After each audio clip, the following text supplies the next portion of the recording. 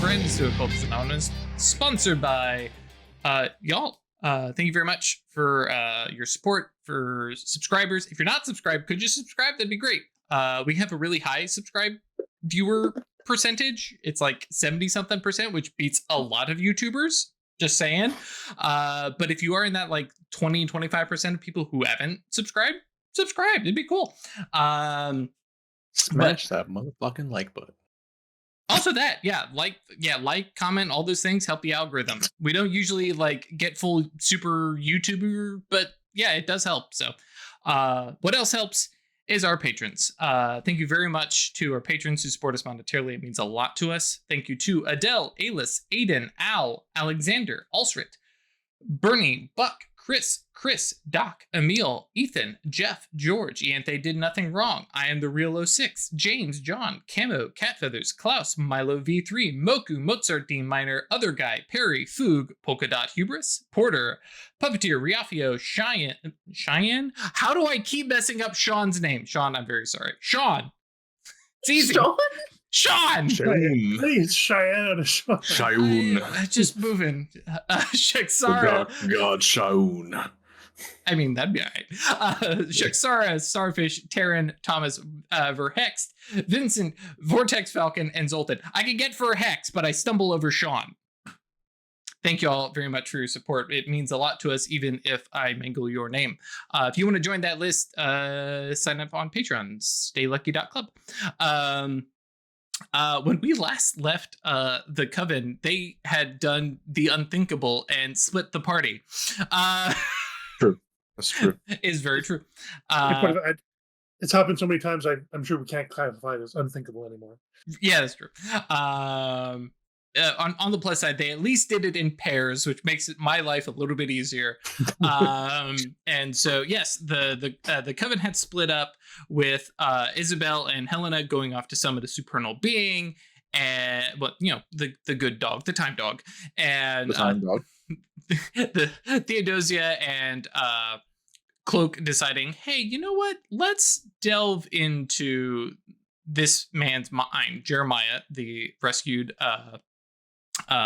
refugee now, and delve into maybe there's some marks on his soul that we can explore and discover what happened to him that has marked him in so many different ways. And that was a eye-opening and interesting experience. When they emerged, Mambo Etoile goes, oh, hey, by the way, your two friends, the other mages, you know them. Yeah, they said they were flying back to the plantation. I don't know if that means anything to you, but that was a couple hours ago. Oh no! So we rewind back a couple hours with Helena and Isabel taking flight. And we won't delve too much into it, but go ahead and tell us, how exactly do you guys fly? But besides with magic, don't give me that. What's the vibe? What are we looking at? What's the imago, right? I mean, Isabel's made herself wings before, so she's at home in the sky. Mm-hmm. Do you double up and it's wings for you both, or we pull in? You're not going to ride a thundercloud or something? That's how I think Helena flies. Like, very much just sort of riding the wind. Yeah, well, because that was the other question I was going to say is it, yeah, actually, pour one out, Nimbus. Yeah. Mm-hmm. We'll date this episode. Rip Kira Toriyama. But yeah, for Helena, it's definitely like it just sort of. Actually, she doesn't have enough life to turn herself into the wind. Mm-hmm. She only got one dot, but it's very much just sort of carried along.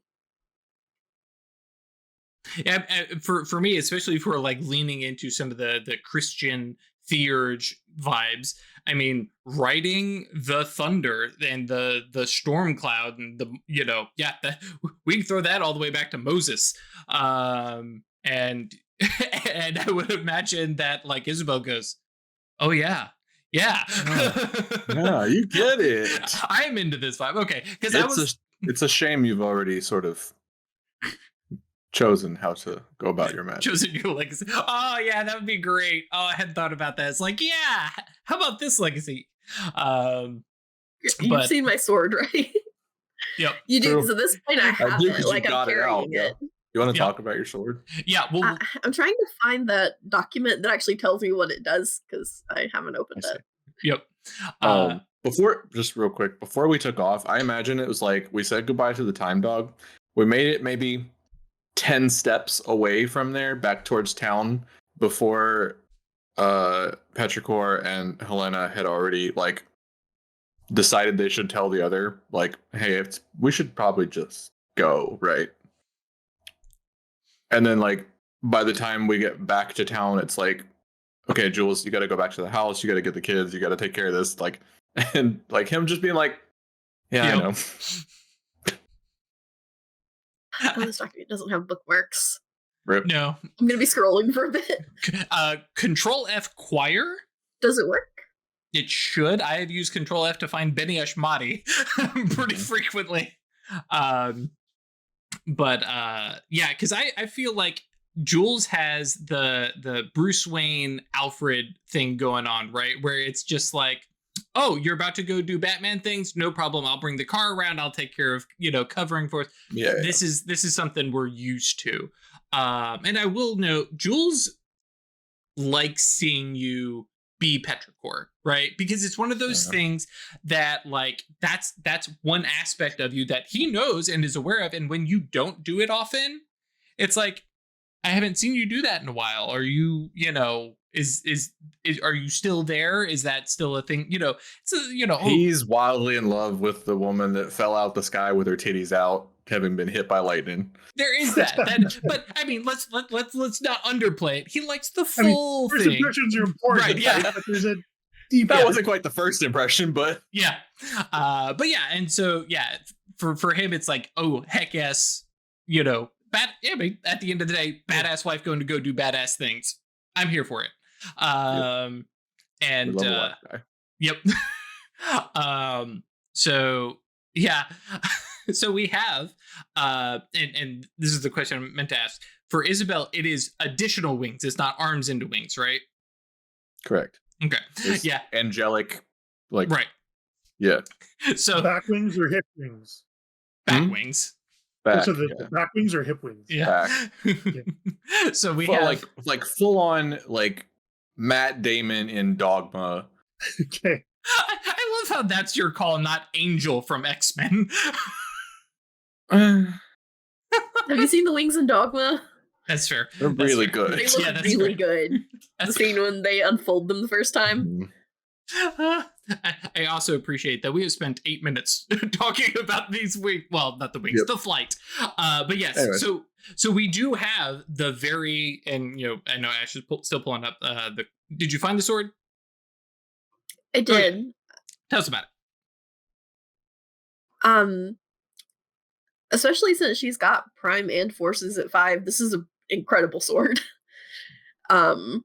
It's basically you take a scene's worth of time, so like an hour of meditation to manifest the powers of the ether into a physical sword. Yep. So it is it's the sword that's in her art, the big golden leaf-bladed two-hander. Heck yeah. And it says you have the ability to make it not look obviously magical. Mm-hmm. So it's not like glowing or anything until she wants it to be. But like for right now, it just looks like a wild sword. One thing I will mention is that it is a legacy thing, so it doesn't matter. Then yeah, no, it's glowing. Yep. Radiant. Yeah. Exactly. Yeah, and I was reading all these stats on it. It says when you make it, its durability 1, it has 1 point of mana. You can increase its durability, mana capacity, or equipment bonus weapon damage by 1 per point of prime. Mm-hmm. But it also gets a bonus a bonus to weapon damage, an equipment or weapon bonus equal to my dots and forces. Mm-hmm. So you get a +5 sword. +5 sword I get a +5 with sword. multiple And uses or higher durability. Yeah. Yeah, if I put 5 of the prime points into it, I can get 5 uses out of it. And it is a +5 sword because of my forces. Excuse me. I didn't get to the mute button.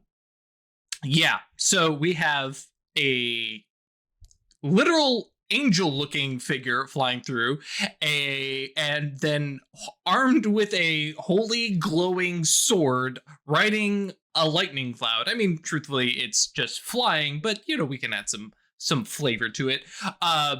Yeah, come to visit a plantation. And I'm not going to try and do the math. We had somebody recently finally do the math at the speed of which those werewolves were flying, but I'm not going to do the math here for how fast y'all need to be flying. I know you guys have the power for it. And for any of the YouTube nerds who are like, no, Helena has 4 forces, look again. Because I just changed it just now. Yeah, I realized I hadn't accounted for my my legacy bonus XP, and then another merit that I didn't actually have that I hadn't refunded my dot from. Yep. So yeah, no worries. And the two of you fly, and I am going to put it up there that it does not take long. There is a little bit of time where you arrive at the Mississippi, because that is easy to spot.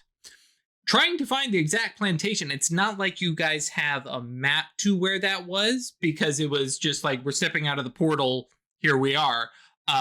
So there is a little bit of time as you kind of, fly casual above the Mississippi. And Helena would actually, now that I think about it, not recognize the plantation because she did not go through the portal. I have no idea where we're going. Right. So this is all Isabel, and it's not difficult to find. You just flying along, you will spot it. We ain't stressed about that. What you see from above is what technically Petrichor had seen before, and we just saw from Cloak and Theodosia's perspective in Jeremiah's mind, is large fields of sugarcane, the big plantation house itself, slave hovels, and a big sugarcane mill.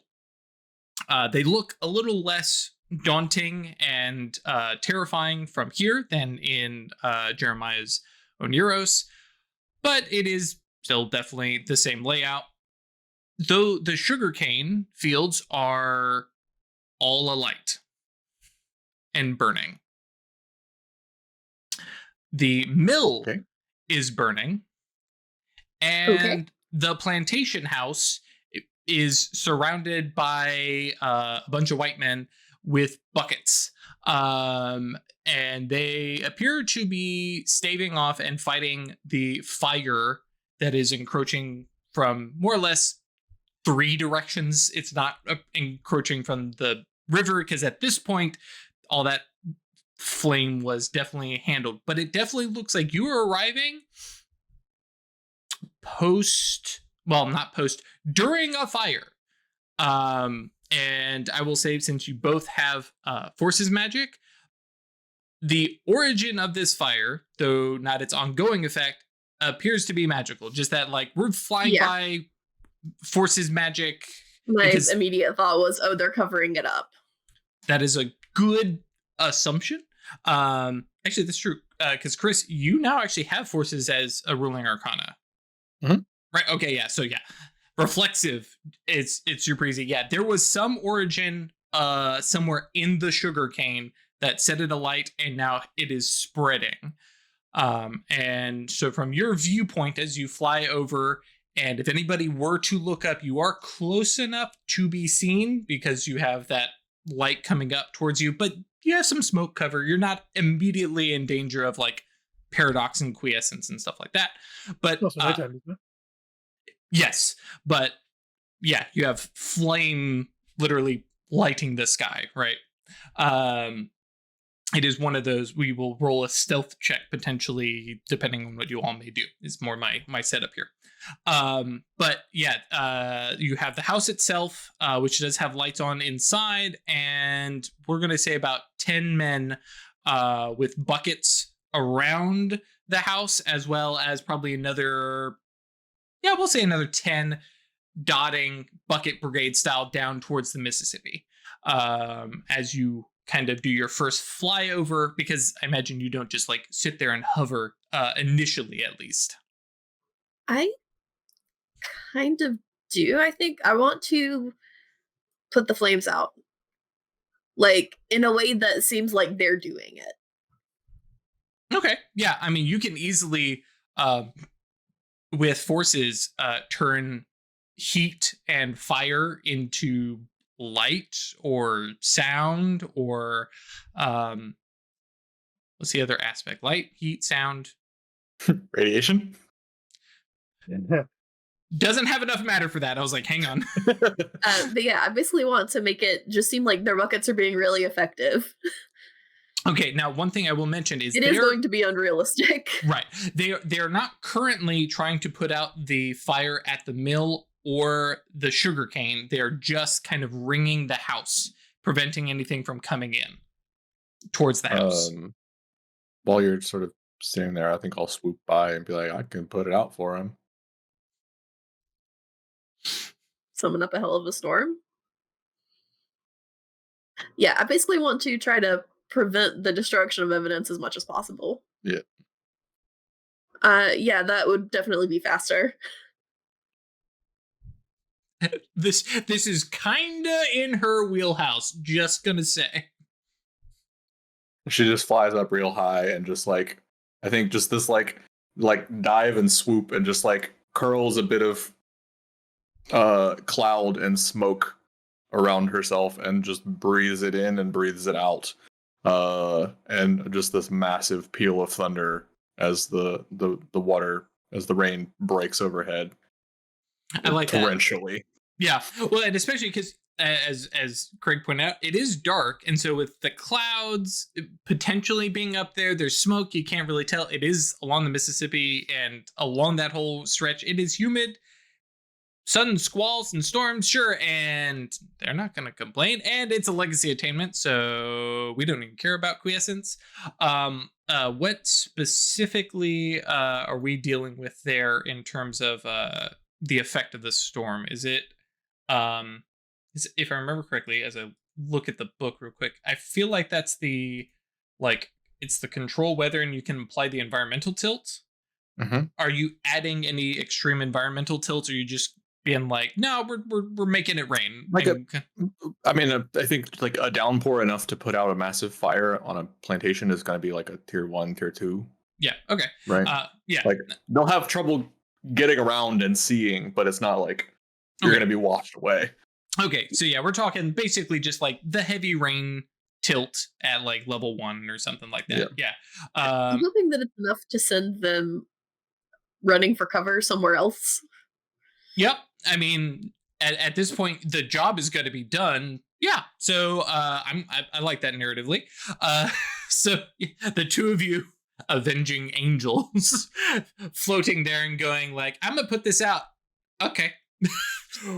And down comes this rain, and we're not even bothering with that breach of making it more gradual, because you don't give a fuck, because it's a legacy attainment, if I remember correctly. Right. Yep. So it's just like, and now rain. That's why I made it so cool that I just breathe it out. Yep. And yeah, black smoke becomes black clouds. There's a little bit of rumble. It's not to the point where we're suddenly having lightning, but the rumble is there. And I don't think the Tempestari ever do anything that isn't at least a little bit eye-catching. And so there's that thunder rumble, and then just rain drops. It's not even like, oh, a little bit of sprinkles. It's just, and then rain out of nowhere. You do hear a couple hallelujahs and praise the lords from down below, as a bunch of men run for the porch of the plantation house, and getting under cover and stuff like that, and some of them are well, actually, all of them are driven back basically to the windows, right, away from the railing of the porch and stuff like that, and the fires are quickly dampened down. It takes a bit because some of this, especially the sugarcane, was just burning. The mill itself, has kind of the rocky shingles and stuff like that, so it wasn't ablaze, and so that goes out real fast, and quickly the lighting of the ground just becomes dim and down to dark, save for the little beams of light coming out from plantation big house windows. Since they all go up in the house, I'm gonna point over that we should go check out the mill. Yeah, the mill and the field. Because we know that the field is where it started.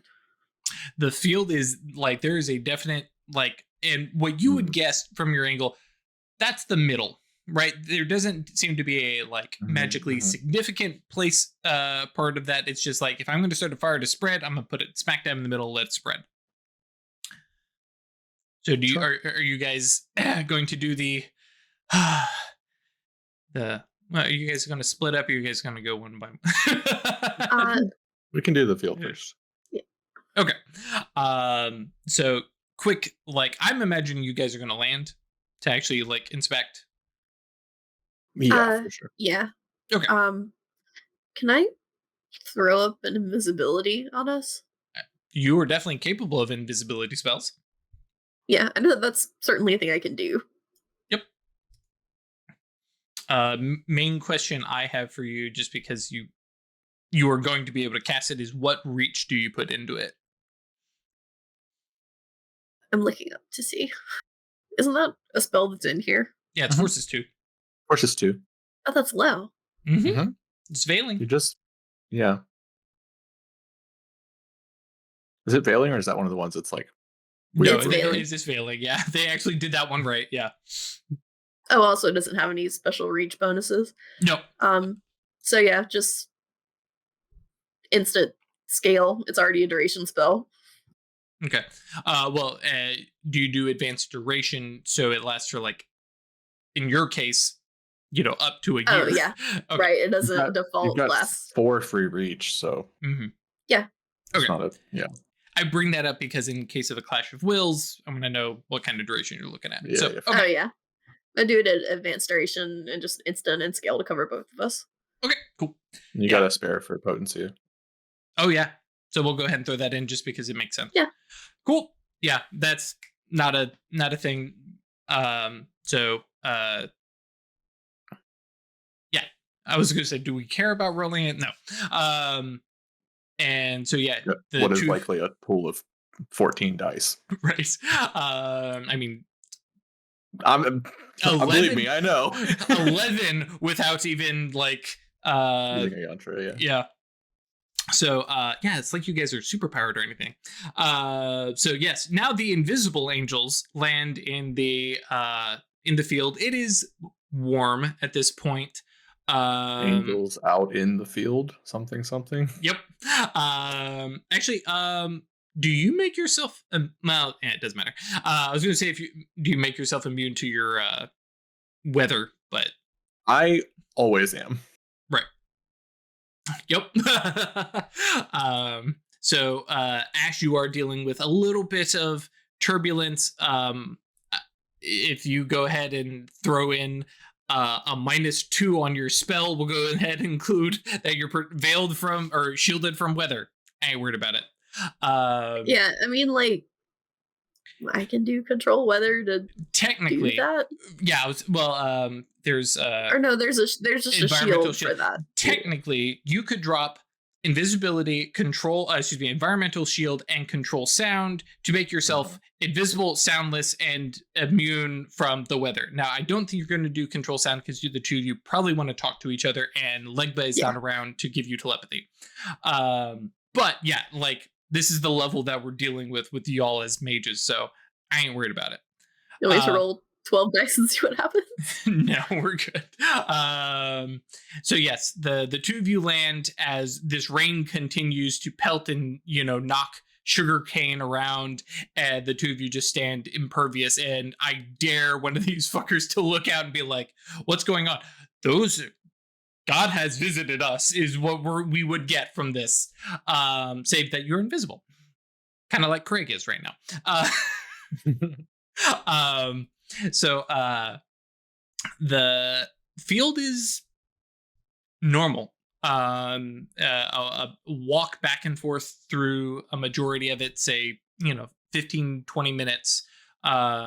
Nothing tingles your peripheral mage sight other than there is a point where the fire was started. But the big they're up to something here doesn't seem to have left any kind of magical residue here in the fields. Does the nimbus on the fire start match the ones that we've seen before? No. Okay. Which actually, I will bring up real quick because, you guys totally know these nimbus. They're the 3 nimbus that you recognize.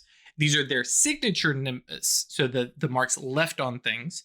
One that was tied to the lacuna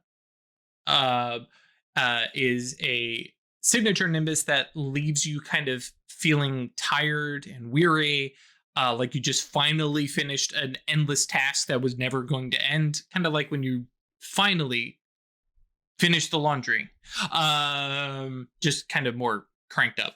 And also it had a smear of poorly mixed colors that kind of make an unsettling brown, but not it's not a nice clean brown. It's just that muddled paint. Chris definitely for the paint pouring. Yep. Yeah. Actually, yeah. Yep. That it would look very similar to overmixed paint. Correct. Yes. And this lovely bit of tinnitus just still ringing kind of in your ear. That's the time spell signature nimbus. Mm-hmm. There was the mind spell that left basically what looks like handprints of grabbing and fingernail scratches, just a very aggressive grab kind of thing, as well as this sensation of vision kind of widening and kind of opening up after as if you had been squinting your eyes and then kind of opening them, kind of blinking, more sun coming into your eyes, that kind of idea. And then the life spell on Jeremiah, we'll use as an example, looks like there were bits of rotten roots and shriveled up leaves kind of draped about it, and this smear and smell of animal spore, with this very deep in the jungle kind of sensation, just lots of animal and plant matter kind of refuse, we'll say. This is a new signature nimbus that unfortunately I didn't prepare. That's fine. Yeah. But yes, this is definitely a new one. Information that we have, though. Correct. So that adds one more to the list of enemies. Yep. Now, I will ask, do you take the time to scrutinize this, or do you just look at that initial active mage sight glance? The reason, well, actually, I should clarify. The initial thing has no signature nimbus because whatever it was a rote. So which also is a thing that we screwed up in the rookery. Signature nimbi, rotes do not leave a signature nimbus at all. It's not that it doesn't hide yours, it just doesn't show up at all until you scrutinize. So if you guys take the time to scrutinize, then we will determine whether or not you know what the signature nimbus is. Does that make sense? That was a very convoluted way for me to say that. I do want to check it out, but that's not at the top of my for a second. Yeah, that's not at the top of my list right now. I'd rather go look at something else. Okay. You guys head to the mill then? Mm-hmm. Okay. How damaged did it get by the fire? Not terribly. This is like they may have to replace some like exterior boards, and there's probably going to be a good smoky smell for a while, but the structure looks what's the term I'm looking for? Stable. Okay. And is there like a window or anything? So you have basically two large barn door kind of entrances on more or less the front and back that lead from the sugarcane fields themselves, and then out the back would lead out towards docks. And like I don't know, I think they may have like silos. I don't know sugarcane processing quite enough, but yeah. So new stuff comes in this big door, this goes out that back door, and then from our previous episode, you know that there is your characters don't know, you as players know, there's that upper level, there is a window up there that can be like open to allow a little bit of air, like big enough to fit through, or just like a no, more of like okay. Your kind of classic little yep. All right. The ventilation window, basically. Yeah. Cool. I'm gonna swing in from the dock side. Okay. Yeah. And just swooping back around here, you also are kind of looking at the back of the house. It does have the very classic wraparound huge porch, but yeah, your troublesome folks are over on the other side, just watching the rain, saving the sugar cane. The mill itself is empty, and it feels weird because even though you're big into being in the plantation, this place has the feel of a place that is working constantly. And from some of your other previous experience talking with some of the folks that you have rescued, mills like this literally ran 24 hours a day. Mm-hmm. And so like it is now empty, and there's clearly stuff that was left just dropped. Petrichor knows this because you came in and were pulling people out of here, saying it is time to go. And so, yeah, you definitely have like stuff lying on the ground. You have, some sugar cane that's in the middle of processing. So you also have some mixing with that burn smell. Product going to waste, yeah. You have some of it, and not just going to waste, but it's rotting because it just rots real fast. And it's just, this is an unpleasant smell, mix of smells, but,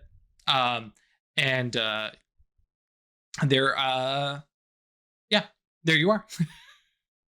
Cool. My Jeff Goldblum impression. I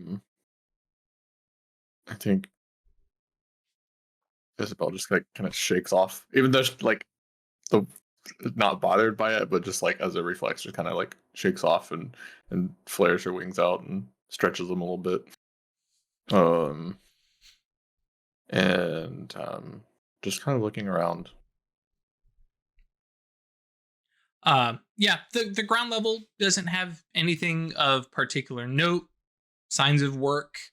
Couple spots here have, there's, a dried blood stain here on some of like the work equipment. But generally speaking, it is a clean area. You do not want dirt and stuff getting into your sugarcane, things like that. Right.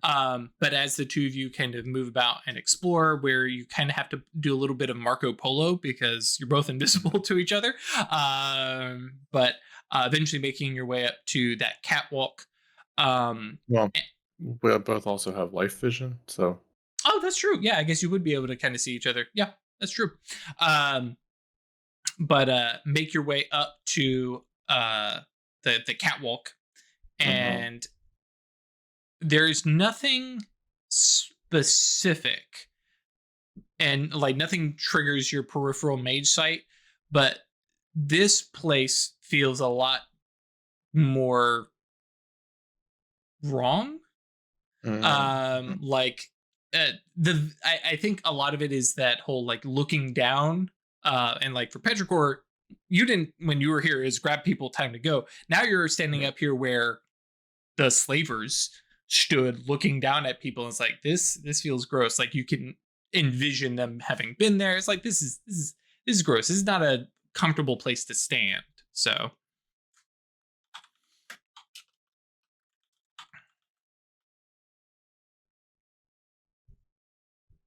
I imagine we should get out of here quickly. As soon as we found any hints of what has happened. The second they feel it's safe to get back to work in here, they will. Do they have anyone to run it?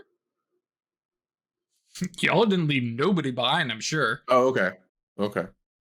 I didn't know how big of a place it was, and we just sort of like got what we could or whatever. Okay. No, yeah, and got it. Okay. Yeah. That changes the vibe, right? Yeah. Do you want to look at the cabins the people were in? I think we're most likely to find answers in the house. Fair. I will just like turn on mage sites, plural. Sure. Yeah, same. All right. In that case, give me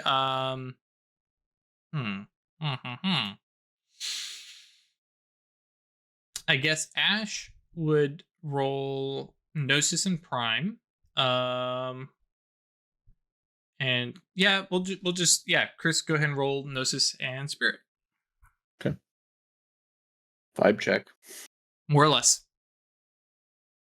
The vibes are in shambles. God, I rolled 3 1s, but also 3 10s. Got 1 success. And 8 Jesus. Success. So Chris doing Chris things. Chris, nothing. 1 and 8's fine. Average, yeah.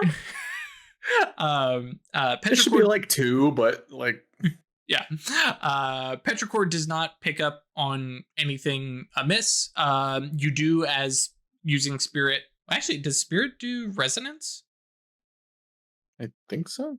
Yep. If it's permeated to spirits, which let's see. Who's got 2 this thumbs? place should have some rancid spirits. Who's got 2 thumbs and is not looking beyond the gauntlet here?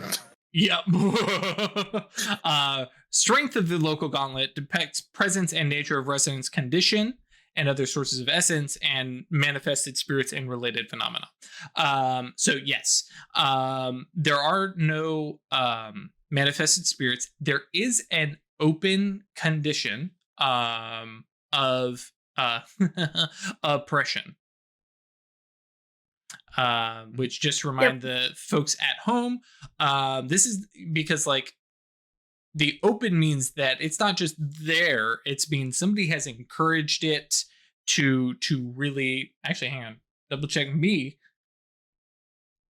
Where is the spreadsheet, the flow chart that once scared Ash about this game? Oh God, I hate that. It's where it's talking about ghosts.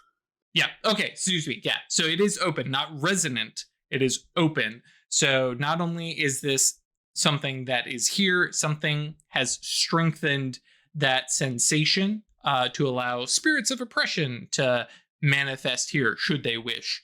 Of note, you do not see any manifested spirits, and you do not see any spirits in Twilight. I will take a step back and even mention that when you were moving through outside, there were spirits of fire. Mm-hmm. And that was it. Mm. So somebody has done an aggressive job of keeping spirits out of this area, at least on this side of the gauntlet. For Ash, you see the active spell of geomancy that has tweaked and messed with ley lines to run a literal ley line, or at least a tweaked one that now bears the resonance of oppression right through the mill and out towards the hovels. So these folks are living on a ley line of oppression, and it does in fact run through the big house. So they are also sitting on this ley line of oppression, though one may assume they are feeling it in a different way than the folks who may be working here. But you also note, because of that clash of wills, that is something that was concealed. And your clash beat the 3 that I was going to require you to see it. Are you aware when a spell you cast has lost a clash of wills? You are aware that it has clashed. Whether or not it is something that you are not aware of, nor do you know technically what spell has clashed. You just know one of my spells is clashing, and you can decide to spend willpower to beef it up. So yes, and it may not even be a mage that has clashed against it. Correct. Okay. Could be a spirit. It could be, Yep. You just know something has gone hinky, and you just need to decide: am I going to throw some willpower into winning this clash of one of my spells? And that is actually only if you have not relinquished it. Released it, yeah. If you've relinquished it, you don't get the pop-up notification.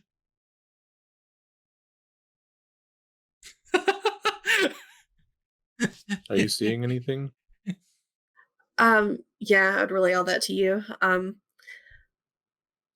I want to fix that later. I was going to say, are you going to take a minute here to do this? Yeah, I'm going to fix this after we've gathered whatever information we're going to get here and dealt with these people. Sure. The oppressors. Just the start of the list. I'm kind of curious, actually, has Helena at this point now, especially coming and seeing some of this stuff, because she's from New York, I assume she was, pro-liberation, anti-slavery, but has her perspective changed now that she's here and now that she's seen some of these people, or was this always her, has anything happened for Helena?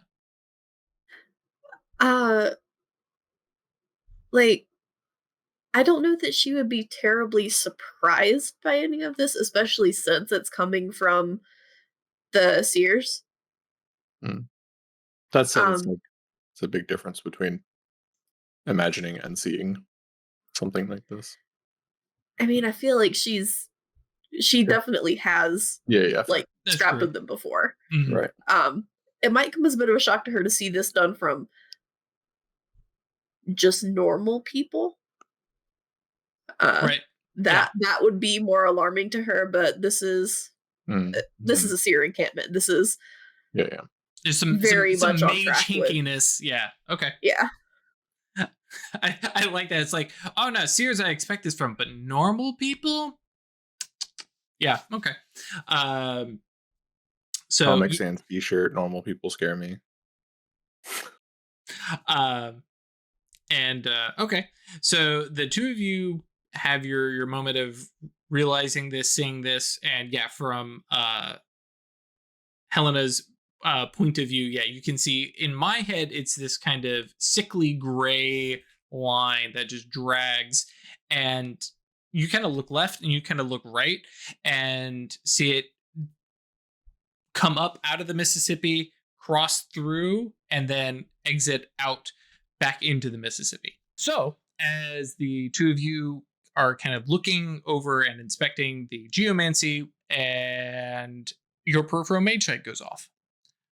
Something is happening out towards the river. Theodosia and Legba, you step out from the river, and surprise, it's raining. It is pouring buckets, and from your perspective, you have the sugarcane fields off to your left that are starting to, like, the fire's coming down. You have about 20 or so, actually probably at this point about 15 men huddling under the porch of the big house, watching as God has saved the crop. And then the backside of the house, as you guys remember from the Oneros, you can see the mill. And so y'all are kind of off to the side away from the mill for Helena and Petrichor. You would have to go out the back of the mill and then look off to your right. Sure. I mean, if my mage sight's going off, I'm figuring out exactly what it is. Yeah, absolutely. Also, on edge. Mm-hmm. Yep. Invisible, winged, guns out. Yep. It's true. Waiting to see. Pistols out, not like, just two guns. Yeah. Yeah. Guns out. Guns out. Yeah. Guns out. Sun's gone. something. I like that. No, actually, I guess because for Legba, you are always exuding that telepathy, more or less. So yeah, like you guys get close enough and be like, "Oh, hey, there's some familiar thought patterns bumping into my own." Mm-hmm. Oh, so like while we're still like barely peeking out of the mill, I'm like, "Oh, okay, yep, it's all right." Yeah, just immediately as soon as the ping goes off on edge, and then we get the feeling of cloak. Right? Or wait, no, I wouldn't. No, yeah, not part of the coven. Yep. So yeah, Petrichor, you're like, despite my asking. Yes, that's right. So I'll just lean over and whisper, like, my reinforcements are here. Reinforcements are here. Okay. And Theo emerges from the portal, like kind of like who was it? Troy Barnes from Community with the the fire scene. Yeah. The pizzas is like, wait. They were here for what? 15 minutes? I'll go get them. Okay. Yep. And swing over and just like obviously make enough noise with my wings to like land next to you and not scare you before I start speaking. Mm-hmm. And just like two like big thudded footprints in the mud by the riverbank. Excellent. The fire wasn't us. I appreciate like the idea that you have telepathy. No one had said it on the telepathy yet, but I knew but you know we're being thought. Exactly. It's like, listen, building was on fire and it wasn't my fault. Honestly, you think setting things on fire is more my speed? Yes. Well, my activities usually make it the opposite of that. So, turning to Legba. So they were obviously trying to cover something up here. Perhaps. We found another Nimbus. Should we go have a look? Or rather, we found the lack. Or we found this. We found you found an point absence of a magical fire. Unmarked. Intrigue. There, other than sort of systematic evidence, I don't think there's anything particularly to be found in the mill at the moment. And so if we're to discover what is or was going on here, I think it will be in the house, as Helena has pointed out. And my storm has sort of congregated them all together. Who are they? Men putting out fires. We have not investigated. We've honestly not been here long. Well then, seems our arrival is well timed. Yeah, that was kind of my idea. I didn't want to wait around for you to be done before leaving. I love the actual idea of Petrichor going, okay, calculating for wind resistance and travel time and how long they usually take in a dive into Nero's. If we leave now, they should. Genuinely, that was part of my message that Santiago would have relayed. Is like literally meet us there. Yep. Yeah. And Mambo Etoile did include that. So yeah. But I love the idea of like getting out the calculator, right? To calculate That- like when That would they be here? storm in my blood. I'm not going to sit around for 2 hours and wait for you to teleport me there. Yeah. Right, exactly. That's an excellent point too, Mhm. because at this point, especially with the places that he's traveled to before, it's rather quick. He's Yeah. doing some exploratory jaunts through a portal. It might take an hour to find some place that has some Timonic relationship with where we want to be. But yeah, Right. coming back, yeah, it's instantaneous. So So, Legba says, what led you to leave so quickly?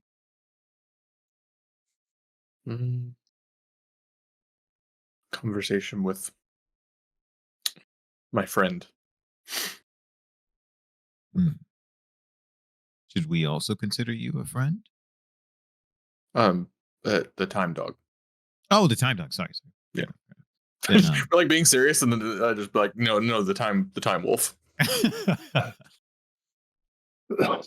he says, what did he say?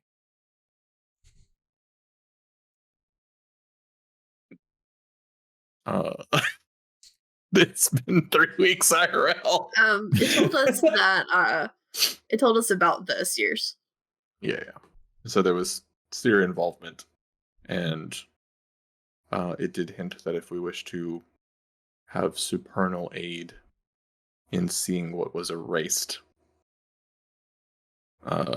it would require a stronger ally than he.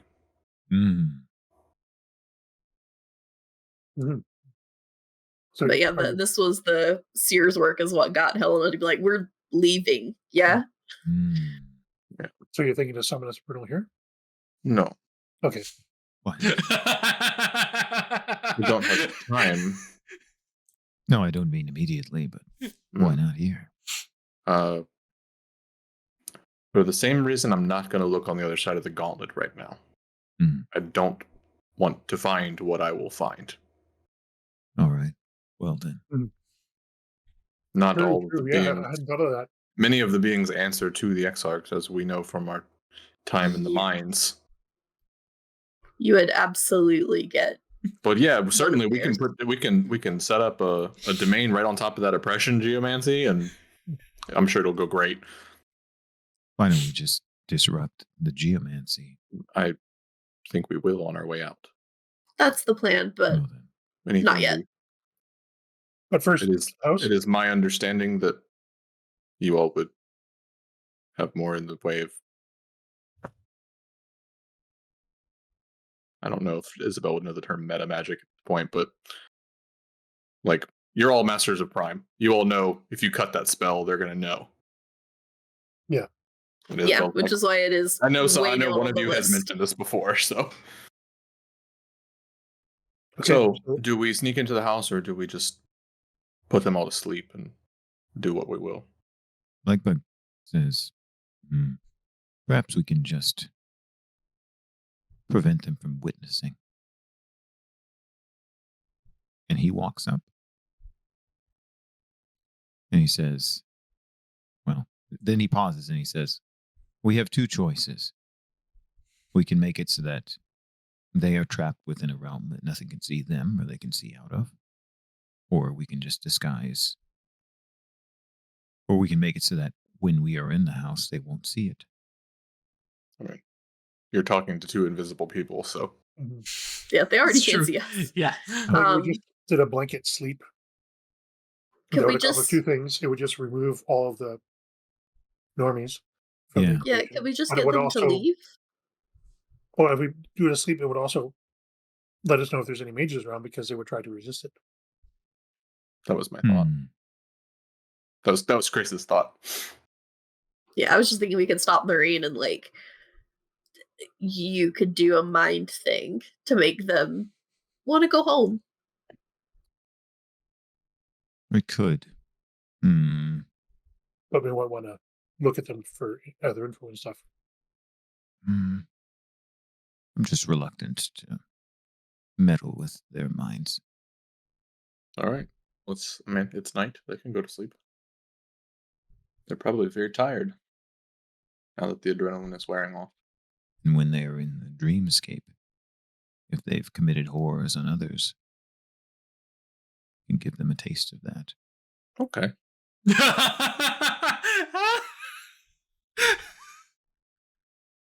I feel less reluctance to inflict that on them. I will say it is hard to see through the rain, but you definitely recognize some of these faces. Wonderful.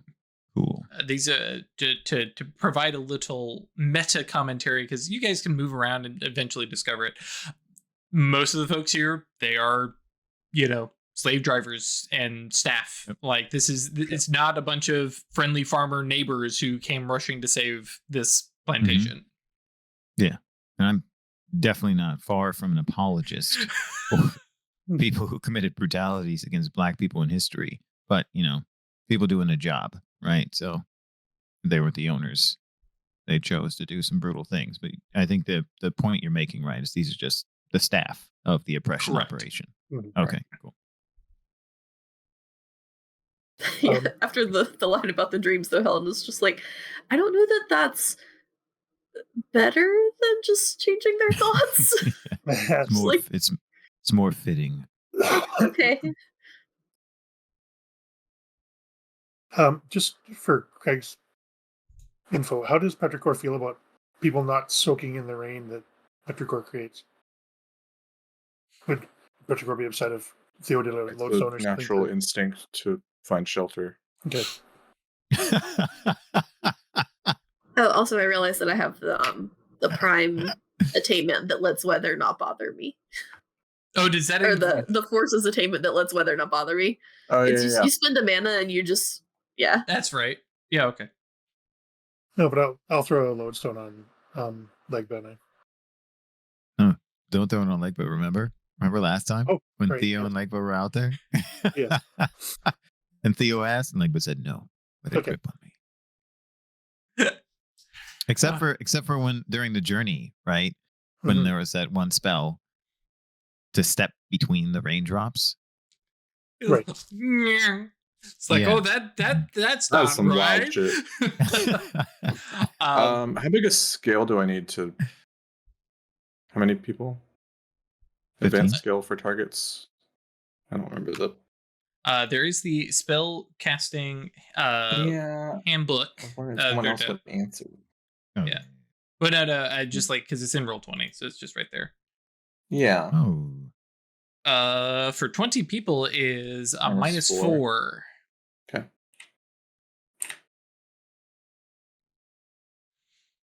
So as you are all having this discussion, yeah, gotta have dogs. Ralph, remind me, where is Legba in the astral right now? Mm-hmm. Let's see. He had to move here to whatever the Timonic representation of it is so that he could teleport there. Right. So he would be in the Timonic representation of this plantation. Yes, of whatever close enough to it that allows for teleportation to the river where we did. So like when we were on the plains, the first time we, walked through that whole process, it was the Great Plains. Right. And because it corresponded to his physical location, and he was able to create a portal near that.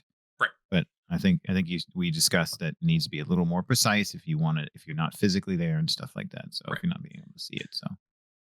Cool. Okay. So it's based on this on control instincts. So it's a 2-dot spell, just ruling, go slap.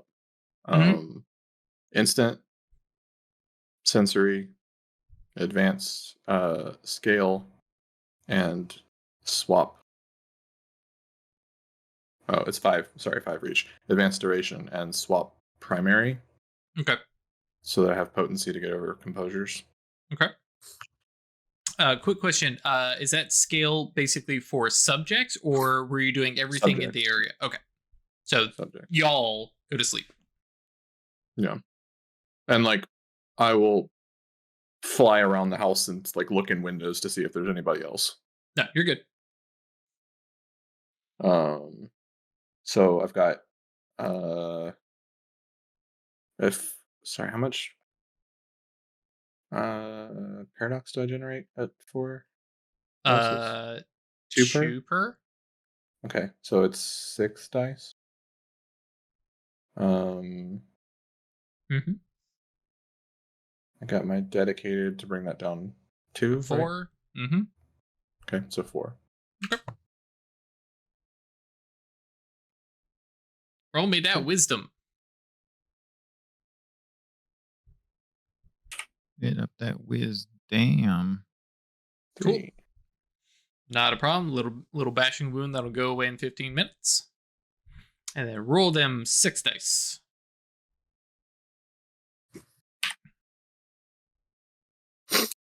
2 successes. You do not feel a clash. Composure 5. Okay. I figured that's what you're loading up for. You do not feel a clash as just this nudge. And I like the idea of the adrenaline drop, right? The fire has gone out and now they're listening to rain. It is about 3 a.m. And it's just like, yep. And so some of them move their way into the building, and a couple others kind of put their arms above their head and trot out and head out to basically a bunkhouse. Of note, the bunkhouse did not appear in Jeremiah's Oneros at all. Never been there. Never been there. Did not care about it. Didn't want to go there. Wasn't part of his life. So they trot out towards that. Also, just because we brought it up, geomancy did not go through the bunkhouse. That's off somewhere else. And yeah, you give it a couple minutes as the 4 of you stand like badasses in the rain, watching as they kind of disperse. 2 of us invisible. That. Yep. And yeah, that's true. From our perspective, we have 2. We have Legba. It's got to be every other, right? Right. Yeah. And notably, we have, tall Legba, gnarled Baba Sera, and then we have Predator-esque thermal vision of the other 2 angels. But yeah, you all, watch, have some quiet conversation as, they start to spread out and move. And, time passes and you can make your way safely, easily up towards the plantation. Okay. We'll do so. Okay. You mean not the plantation, the big house. Yep. Door is unlocked because of course it is. Yep. Inside, you immediately hear the sound of some large dogs snoring. That big, heavy, oh yeah. Snoring? You said dogs? snoring? Dogs snoring? Snore, yes. Right. A few minutes ago, there was a roaring fire. Yeah. Yeah. A few minutes ago, I cast a spell. Oh, right. Yes. Right. And notably, the dogs were not bothered by the fire. They are, in fact, big, more or less house dogs. Yeah, they're not overly. In my head, spell affected people. Oh yeah. I'm with you. Yeah. In this particular case, I'm actually letting you know the dogs were not affected and targets of the spell. They were already sleeping. It's fluff. It's there to fluff. Nobody freak out. Sorry, you described something in the dungeon. Right, I know. I did want to do a quick just web of life spell to see if there are any more life signs in here. Perfect. As we come to the end of the episode, not really. Yes, you see. We hear ourselves back to episode 15 or some shit. 15. There's no living people in the house. Wait, what do you mean living? Yep.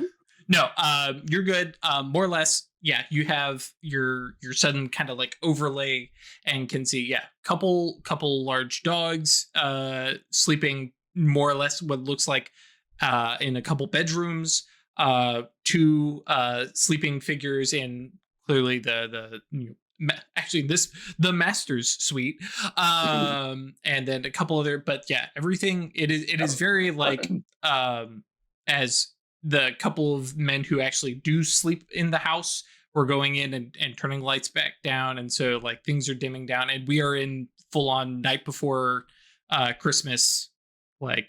Everything is chill and quiet. Not a creature. There's probably a couple rats moving about, but maybe a cat following after. But yeah, it is in that kind of just like, for y'all, it is the domestic setup, right? This is a nice domestic setup. Everything is as it should be. Gross face there for podcast listeners. But like that's where we're at. Nothing, we don't have, say, a Moros in an invisible basement downstairs performing scientific magical experiments. Everything seems very standard. But I mean, I don't have a specific layout of this building, so y'all let me know what room that probably totally exists that you want to go check out. What was that, Greg? Does the house look lived in, or does it look like it's a stage show home? No, it is. Yeah, good question. Yeah, it definitely seems like there's life here and stuff like that. Okay. Yeah, any sort of like study or any other rooms we're visiting? Study is going to be the an obvious one. Any other like rooms that you all are checking out? Because I'm just kind of do this in a narrative order. Yeah, pantry.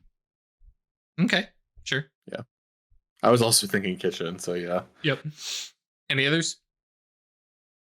Theo kind of wants to go underground.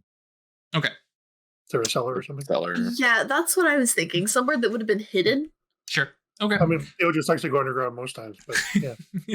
Also, it's a little tough to build a cellar, and exactly. That's true. We're right at the river. We're right at the river. Yep. Yeah. And what was that, Ralph? Mage bringing the stone. What I was going to say is, remember, Legba has inward outward eye on all the time. So I was going to ask about the total number of rooms. Yeah, there are a normal amount of rooms. Yeah. Okay. I don't have a specific number, but yes, you are more or less, as you move, able to see and kind of peek into all of them. As you know, find the like center of the house where you can see all the rooms all at once, kind of set up. Undefined but thematically appropriate number of rooms. Correct. Is it just like the big house for this plantation, or is it like actually like a palatial sort of? Correct. It is a big house for this plantation. Overall, I mean, you emptied this of slaves, and there was 20, right? So this is not an enormous setup. Sure. In terms of other plantations, this one's actually fairly small. Yeah, I was just trying to get the vibe of the house. The vibe, yep. And so yes, I'm going to keep you all together as you move to the study, and moving up to the second floor. Nice little bit of creaky stairs and stuff like that. Get the rain still pouring in, so it is dark. I'm not worried about you guys being able to see. You all have various ways of dealing with that. And the study is laid out more or less very, how to put this? The owner does not do the books.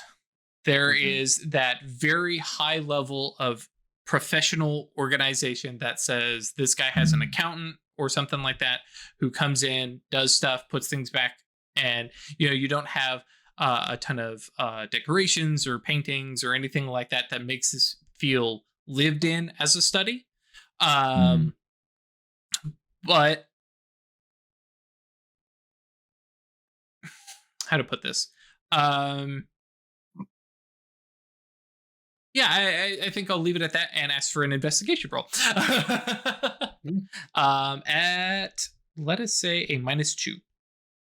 Oh, good. Does it make your math easy? Investigation is a mental stat, if I remember correctly, and then I think this would be wits. Wits plus investigation. Oh. Okay. Well, that's better. It's fully 100% better of a roll. Oh, nice. All right. You only need one. You only need one. Oh, is it just Chris rolling? Anybody who's doing an investigation, I am anticipating everybody has moved into the study. If we got one as well, but yeah.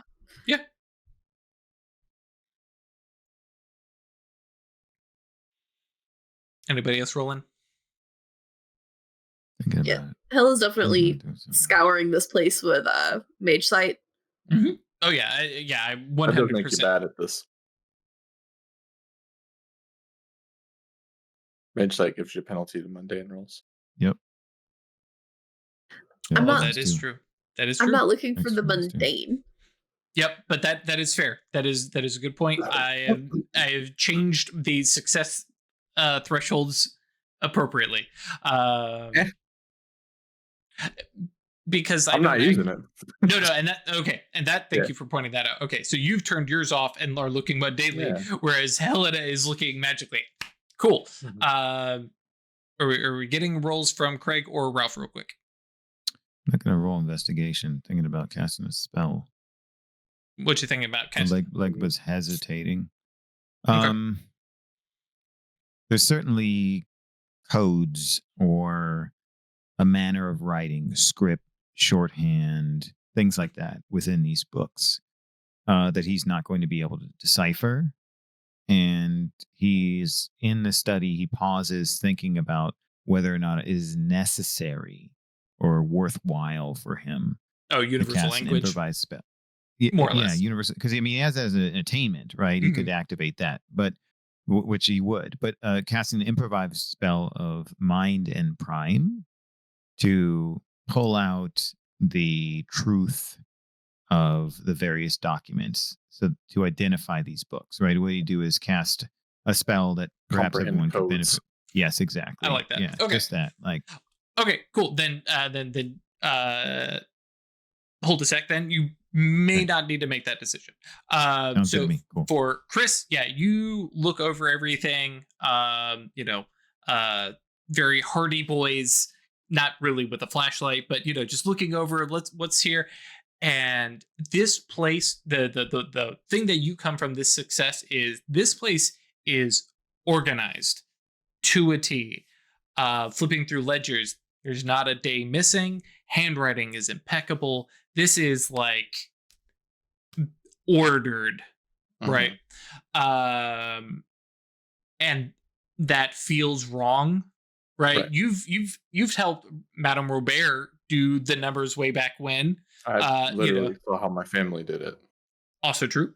And it's like days are missing. We forgot to count this thing. The numbers were off, and you have little scribbles. You flip through pages. You do not see a single correction or thing out of place across flip. What's probably like 2 years worth of ledgers. Jesus Christ. Right. So like this is held to a exacting order, which I am going to say that you may verbalize and rings a subtle bell for Baba Sera and Legba. It's like, oh yes, even here things were held to this cycle and strict order. Because I don't think the two of you probably have had a chance to really delve into what you discovered in the Oneros, because you just showed up and like we're sending these people to sleep. So we haven't talked about it at all. Right. On the flip side, for Helena, as you're using, looking for anything mage-esque, and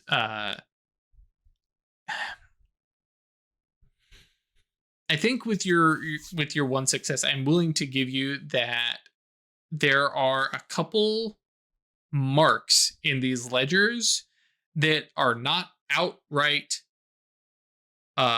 mage runes of like high speech and stuff like that, but there is some stuff where like that feels occulty. Right. There's a couple, like there are no corrections, but occasionally there's that scribble where, we don't have ballpoint pens back then, but similarly, like, let me just, get this started. That's the other thing. Not a single ink blot or anything. Okay. There are like things like that.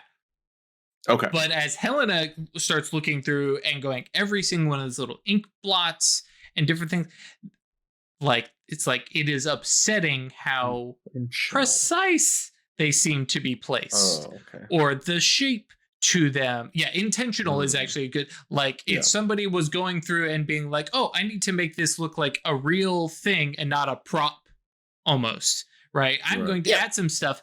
But for Helena, you go, there's something about that just kind of tickles the back of your mind of like, this is something here. So that may be something that nudges Ralph, or excuse me, Legba into going, hang on, let me see if I can figure out what that is. Yeah. I would. Certainly.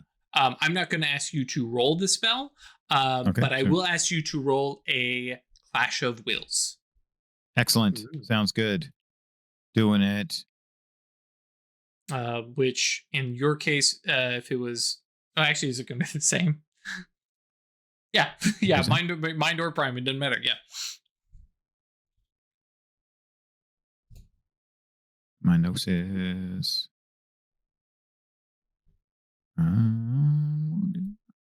Baby. We'll let you know we are looking for 4 successes. Cool. Sounds good. Gnosis mind. I was going to add some. I think. Wait. So this would be a duration spell, I think. Oh, so you'll probably have a +1 at least. Yeah. So with 5 ranks.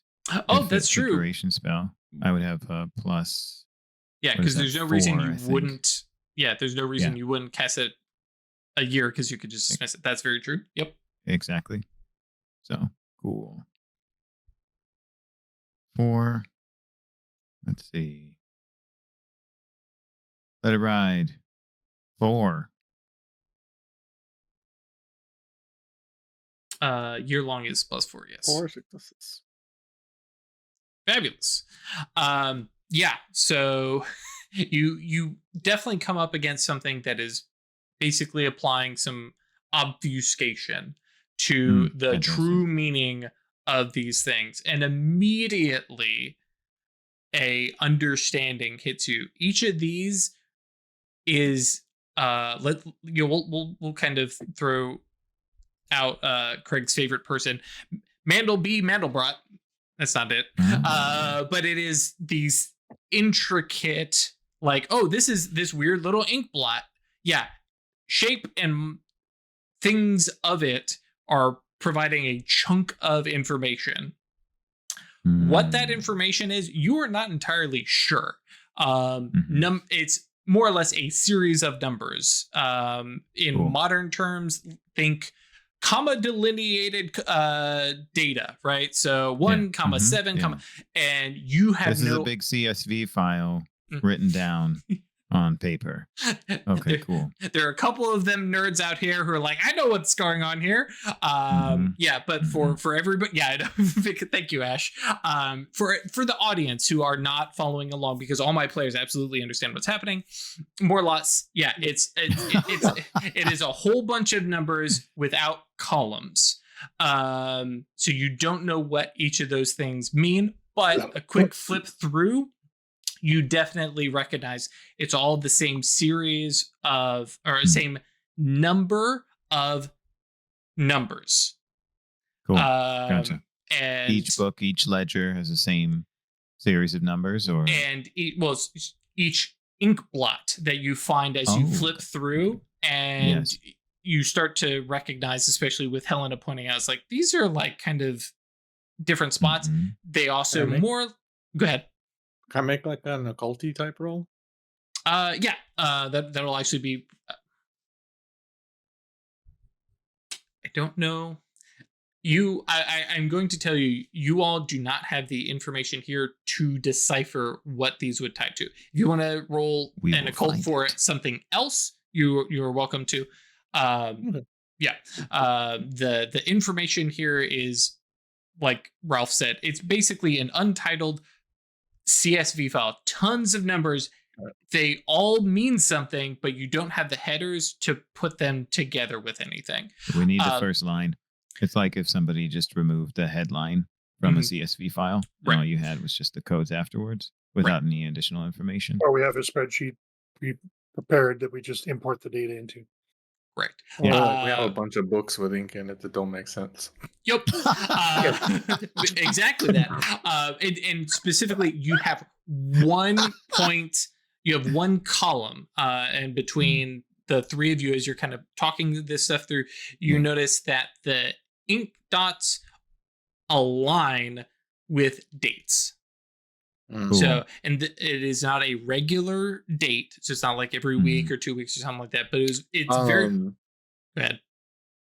Is there something that aligns with either the date we had our rescue on or the date with where Jeremiah was injured? I love that. Okay, yes. Flip all the way back to the most recent ledger. The most recent book, right? Probably on the desk. Yep. And it's, a couple days back. And I mean, literally, I think it was 4 days ago or something like that. Yes, there is an ink blot right there. Do not know what that information is, but on that same day that Jeremiah had his leg run over by a carriage, there was a thing. Correct. Big air quotes. Right. He didn't have a false memory of the carriage. No. Right? That was everyone else. He had no memory. None of them have a memory. All of their memories of that Right. is gone. They were told that? They were told that. Okay. Got it. I do like looking out the window towards that way. I do want to try and take a peek. I don't know that I'll have that much success, but looking back, like that specifically was what the time dog said, was go look there versus the subjects of the spell. Oh, okay. I was like, window at a peek at what? Yes. So like looking out towards what specifically were you looking out the window towards? Like the slave huts in the middle and everything, like wherever Jeremiah would have been getting run over. Oh, that specific place. Okay, would have been run over. Yeah. There's no. No, I'm gonna cast the time spell. Do some looking. Okay. I know this is a foreign concept you wouldn't even consider me doing. I was just like, you're gonna look out the window at the dirt. Yeah, there's some dirt. It's been rained on. Yes, post cognition. There's no spirits. No, there are no spirits. It was funny in the episode where we like rescued them and we're trying to dive in. I was like, somebody's got to cast post cognition on this bitch, and then I was like, wait, I got to do that. That's me. Yep. I like that. Okay, cool. So you'll has it. I'm going to. It's a 1 dot. Hell yeah. Mm-hmm. I'm gonna clash and fail almost certainly, but you need 2 dots to do the temporal sympathy. That's the big in your particular case, you already have it, so it's not a problem. But I am going to ask you to actually roll it because you're starting with 6 dice, so this might not be a guaranteed win. So I've never read the spell. So the nice thing about post-cognition is you get to decide the time that you're aiming at. The duration of the spell is the length of the video you want to watch. Okay. So I need advanced duration. Which will give you at least a day. Mm-hmm. Sensory to cast out there. And the scrubbing? Yes. Yeah. It's just like a built-in tax, right? Yep. Okay, so 3. What you call it? A reach. Reach, and I have 3 reach used total. Oh, I have 1 overreach. Mm-hmm. Post-cognition is how Scandinavian mages produce slow time in the past, or slow TV in the past. It's a chance die paradox. Okay. If this is this is a different scene, right? Yeah. I so still. No chance die. Dang it! I was like, I didn't get it. Nope, you did not get me. Okay.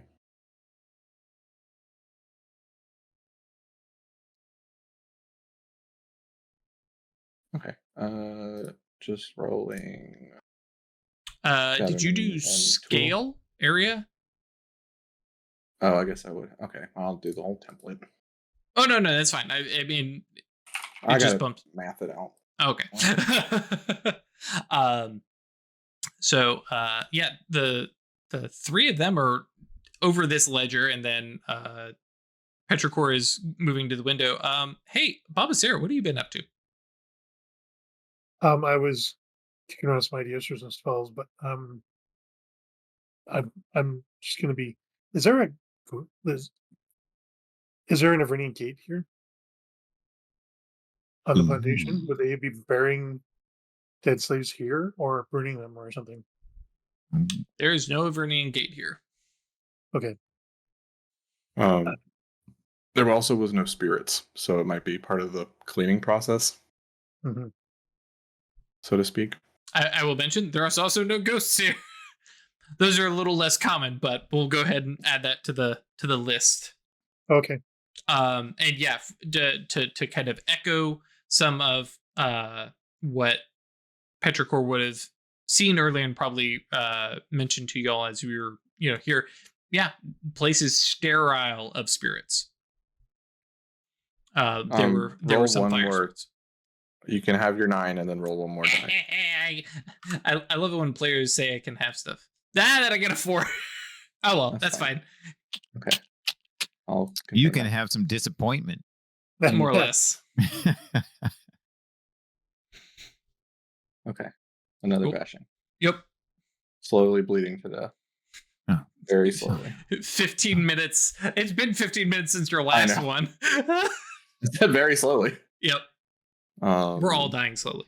I'm going to say this probably doesn't work very well with my shadow name, huh? No. I feel like Petrichor is literally, I live in the moment. I'm a bolts of lightning flashing back through time. That's what I was about to say. Also, what if you want to smell the release of oils from the bacteria and the plants and how that progressed over time? Like, I don't think I'm that smart. All right.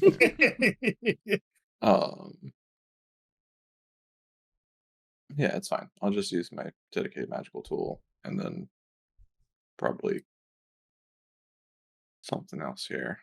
Flute as a rod to like control the. Wait, no, it's like a vision spell, right? I'll just just regular tool. That's fine. Yep. I'll just take 4. Be good. Yeah. Because you left duration out, I think. See, 6. That's 8. Yep. Yeah. Oh, post. there you go. Exceptional success. You followed it up with. Oh, you didn't spend any mana on it, so no. But I didn't even willpower. Nope. You do get willpower back. How to play this game. That's fine. I get one back from earlier, so that's good. Yeah, so I'll just sort of. I know the time frame during the day. I'll just shoot for noon and look around that. Yep, I'm cool with that. And now you want me to roll Clash of Wills? No. No. Okay. No. You are able to. We're talking advanced scale, so just that area of the the mill and. Yep. I'm okay with it being like from this window, right? Mm-hmm. No, I'm trying to remember looking out and seeing it. Yeah. Okay. So yeah, small warehouse parking lot. Okay. Perfect. Yeah. Love that. So yeah, from here you're just thrown back noon, and the sugarcane is green, and you see slaves working and going about their business, and everything seems absolutely normal. Like it is to an upsetting degree that's like, this is fine. I mean, it's not fine, but like none of this stands out. Jeremiah is not here. You can see the carriage parked next to the house. What the hell? And like, I'll go so far as to be like, you scrub and speed up time, and then you realize Jeremiah isn't even here. Scrubbed time back and forth. You have from your perspective, right? You can see the fields, you can see the huts, you can even go back towards the mill and, like everybody else sees like this kind of sleepwalking-esque Petrichor move to the other side of the window and look out that way. Jeremiah is not here. Jeremiah was not on the plantation at that time. You are entirely sure of it. Positive. I'll come awake and I'll just. And this is the advantage of Jeremiah scrubbing. did not happen here. Yep. So you're able to zoom through that day more, like, okay, let me rewind back to dawn. Nope. Yeah. There was, we all knew there was no carriage incident, but whatever happened to him did not occur here. Where did it happen? It's a good question. Where was he taken? Does this place have any connections to other locations? Oh. No, asking. Mm-hmm. Yeah. Legba smiles and says, everything has connections. Let me check. Yep. So I'm going to cast an improvised spell of space with a scale of the whole house, or as wide out as possible. And he is going to... Oh, you know what he's actually going to do? He's going to do two things. First thing he's going to do is he's going to cast an improvised spell of prime and space to enable everybody else to perceive the connections when they overlap the vision. So he would like to cast a spell with everyone's consent, which I'm going to do in character. I'm just telling Drew. He's first going to attempt to provide people with the ability to perceive these connections, right? Which would be akin to the prime spell to give people space sight, right? But in his mind, he's saying he's giving people a sensory ability to perceive space the way he does. And then once that's the case, he is going to cast an improvised spell of space with large scale so that we can all collectively perceive where the chains stretch off. So in his mind, the imago is all of a sudden these chains that were already there, locked in different places, become visible and conspicuous, and they're stretching off in different directions. Okay. All right. I like that.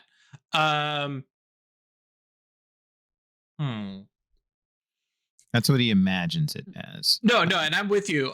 This is not quite as bad as like, hey, I'm gonna summon a supernal, but I'm like, I don't know how this happens.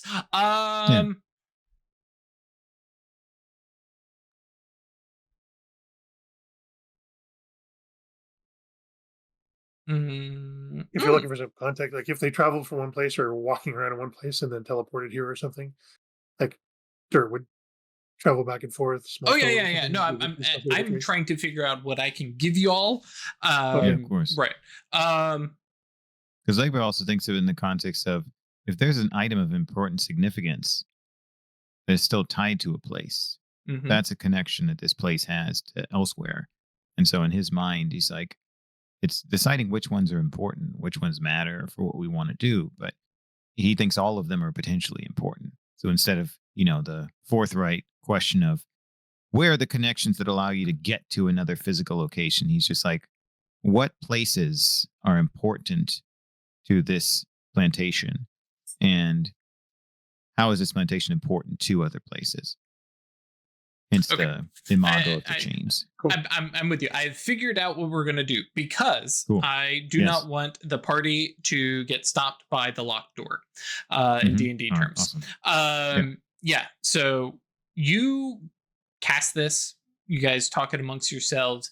There are no specific like connections from around here that reach out beyond the plantation significantly, right? Like walking around, like even using inward outward eye, you can even see the significant connections that send the owner out to the church, and the wife goes out to the market and stuff like that.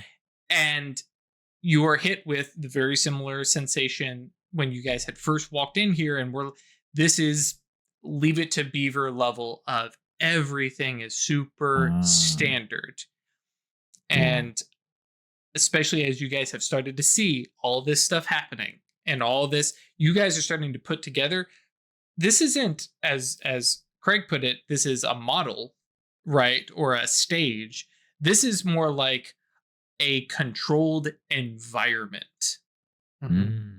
I would go so far as to say that when you all kind of spread out and look at all these different connections going to different places, that there seem a fewer number of them than you might normally expect, as if like these people are either in you're not sure the why, but it's like these people have a very limited maybe social circle, or they're introverts or what, but they don't get out much, they don't do much, they just kind of go through these motions. There doesn't seem to be because I'll go ahead and mention, because I know Legba has the space, at least the staff that are here and sleeping don't even seem to have any like mental impetus to do so. No magical like nudge to be like, oh, don't be social. It's just, this is the way these people are. I just because I don't want this to end up being like another episode where we just delve heavily into this, but you guys spend maybe an hour looking about, and as you investigate, you look, everything that is here is supposed to be here. It's placed. You have the geomancy guiding a line. Something or someone's set this plantation up where it is with the staff it has, maybe even handpicked them or nudged, social engineered, whatever, this specific set. I would throw it, I don't know, maybe Helena is kind of familiar with some of this. This is a scientific setup, right? This is a sterile environment to do stuff at and with. And the only variable, the only thing that seems weird is Jeremiah. Like everything else, the slaves' memories being wiped, that was just to handle that weird variable. Jeremiah is the only one who seems to have been messed with. I know Chris is going to ask a question as a placeholder, Drew. I have a question about the Timinos once Chris has asked his question. Sure. I was just going to have a sort of reaction in character. Go for it. Cool. So I think Petrichor takes a big, deep, like snarling breath. It's like as a Thyrsus. That's good. As a child growing up, I was taken to a sort of park where they held animals for display. It's not quite the same, but it has that caged, walled off, I will say, but almost voluntary. This feels very much like your childhood. Your limited selection of friends, your parents didn't interact with people outside of certain social circles. This feels very much like your childhood. Well, so the rest of that is that experiencing that zoo, the animals cared for well enough, trapped in small environments. But the thing that sticks out to me now is that it was a sterile way to see the beauty of the world. And this has that same feeling of a walled garden to be played in and enjoyed. Yeah. For some sort of, and then just like throws one of the, doesn't like throw it to make a lot of noise, but just like drops the book back onto the desk for some sort of purpose. Like my read on it is this some sort of a lab, but was it a lab for experimentation? or was it allowed for production? Mm-hmm.